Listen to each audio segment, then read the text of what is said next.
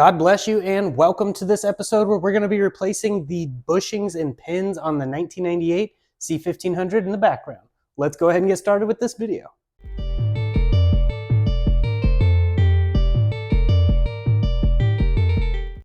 All right, so I wanted to show you, I don't have a whole lot of room in here to work. So we do have plans to get a 30 by 30 shop built out here. We just don't have the funds for it right now. So if you guys could please just hit that like button, it would help us a lot. Get that to where I can actually start helping other people, because I can't do much in here as far as paint or anything, because this thing, it only fits because I moved the toolbox on the other side, barely any room. It's just not big enough for me to be able to work on other people's cars and stuff like that. So I'd like to be able to do that eventually. But this is what we're working with in here. You can see down here the door pin and bushings. They are what we are going to be replacing. Now, I had to go to the local salvage yard. It's called Pickers. It's in Reno, Texas, just outside Paris, Texas. Real quick, if you do go out to Pickers in Reno, Texas, tell them More Motorsports Garage sent you for a 25% discount. I hope that helps. And I had to get a spring and stuff for all of this while I was out there. But we got the brand new door bushing and pin set. The bushings right now are in the freezer, but here are the pins. I have them in the freezer so that way they slide in pretty easy and it doesn't take a whole lot of effort. And I will have to support the door with a jack stand, or if I can get my wife's help, have her hold it up. So I'm going to go ahead and get everything ready, and then we'll go over how to do it. All right, so I may lose power. There's a huge thunderstorm right now, so I'm just going to go ahead and get as much done as I can. Now, I'm going to be using the jack to support the door and some jack stands, putting a little bit of pressure on it since I don't have help to hold it up right now. So I'm not going to put a ton of pressure, just enough to release some of the tension on there. And then I'm going to use jack stands to hold it in place. Just want to be very careful if you have really nice paint.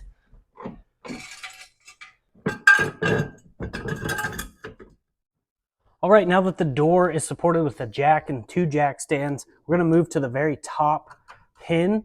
Right here, there's a little silver piece. You got to just remove that. If it gets damaged, it doesn't matter because it comes with a new one in the kit, which will be linked in the description. So we're just going to go ahead and get that out.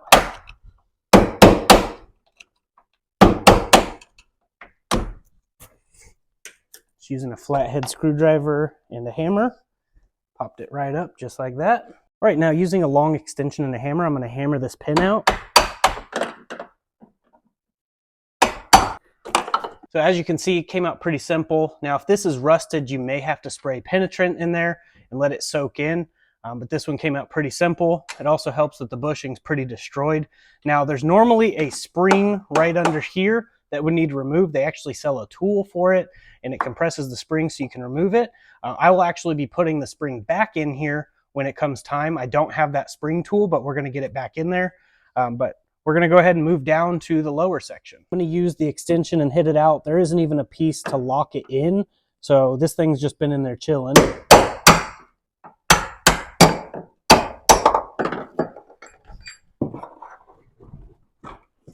And there it is. Bottom one came out pretty simple. All right, so at this point, we can just move the door over some since it's supported on a jack and some jack stands. Now, on the outside, before doing this, if you want to put some tape on there to make sure your paint don't get damaged, it's a good idea. On this particular one, I'm going to be repainting it all, so it doesn't really matter. I could remove the door at this point to give you guys more visual on what I'm doing. And on this one, it looks like someone already replaced it with a metal bushing at some point. So that one actually looks good, but we will be replacing those. And on the door side at the lower, that's where the bushings are.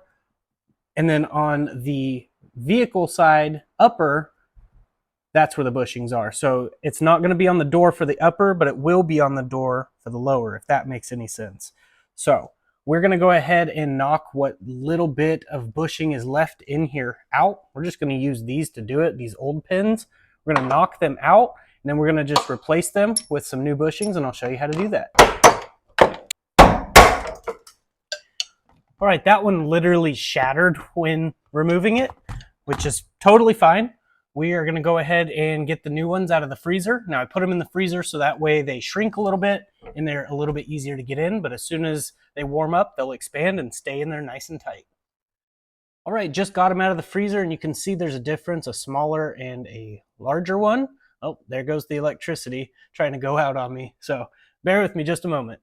The smaller one is going to go on the top, and then we will tap that in. Now you can use a vise and squeeze it in there, or you can tap it in. Either way, you got to get it in there nice and flush. It has to sit real even. And then the bottom one is a little bit larger. And the reason this is because the pins. The larger one needs to go all the way to the bottom here, and the smaller one won't be able to do that. So we're just going to go ahead and get these in there, and then we will put this new pin in and use the new C-clip, and this top one will be done. Then we'll move to the bottom. All right, so I've decided to use an M6 bolt with a larger nut to act like a washer. I'm going to go ahead and put that on there. Then I'm going to use a 17mm socket like this, face it up with a washer and a bolt. Basically just making a miniature press here. And then we're just going to go ahead and tighten it down.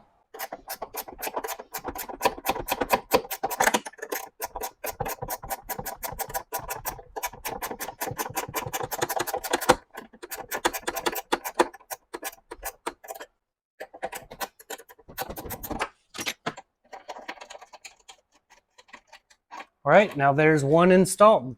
Now we're going to go ahead and do the second one.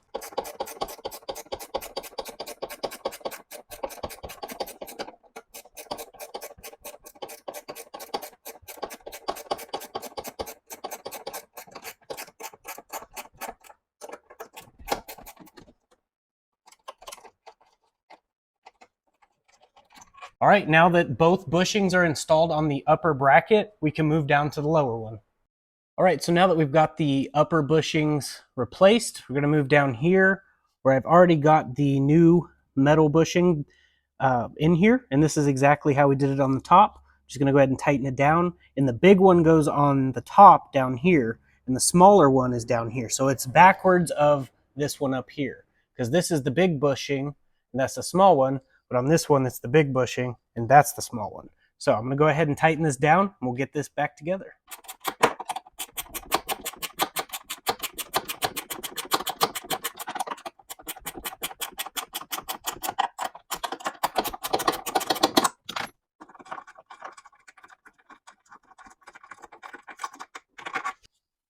Now I got to go ahead and knock this lower one out still.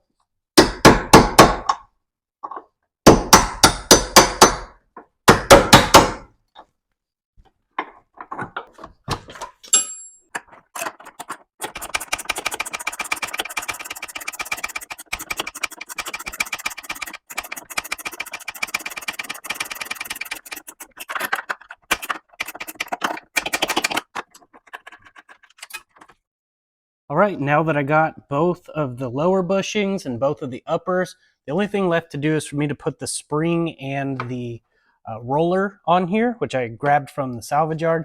So I'm going to go ahead and get the roller tapped up in here. I was going to replace with a brand new one, but the salvage yard was pretty cheap and I was already on my way to Paris, so I just stopped in and grabbed one. But we're going to go ahead and get that in there, and then we can just put the pins and the C-clips in, and then this door will be done. All right, now we're going to move the door closer, get it all lined up. All right, starting with the lower one, I'm going to go ahead and get this pin in.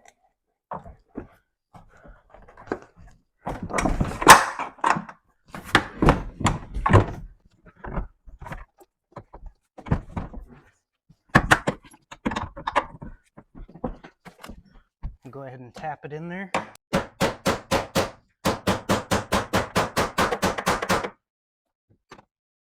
Now that we got it on, I'm going to put the C-clip on. And that pin's done. Now all we got to do is the top one. All right, so when I was moving the door around, the roller, the used one I just got, popped up and went in behind the fender, and I cannot get it out. So we're going to eventually have to replace that with a brand new roller here, which is totally fine. I just don't have one right now, and the parts store is not open. So I am going to go ahead and just get this last pin in, and then we'll call this good.